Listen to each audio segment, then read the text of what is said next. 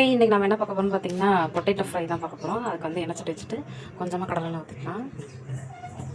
நல்லா காஞ்சிருச்சு. இப்போ இது கூட வந்து கொஞ்சமாக கடுகு வெடிச்சிருச்சு. இப்போ வந்து வெங்காயமும் தக்காளியும் அரைஞ்சி வச்சுருக்கேன். இப்போ இதையும் அதை சேர்த்து நல்லா வச்சுருக்கேன். இதே ஒரு கொத்து கருவேப்பிலை வச்சுருக்கேன். அதே நல்லா வதங்கிடுச்சு. இப்போ உருளைக்கிழங்கு வந்து வேக வச்சு தோல் எடுத்து வச்சுருக்கேன். இப்போ இதையும் அதை சேர்த்து நல்லா வதக்கிட்டு இதே வந்து ஒரு 1/4 ஸ்பூன் மஞ்சள் சேர்த்துக்கலாம். காரத்துக்கு தகுந்த மாதிரி ஒரு மிளகாத்தூள் சேர்த்துக்கோங்க.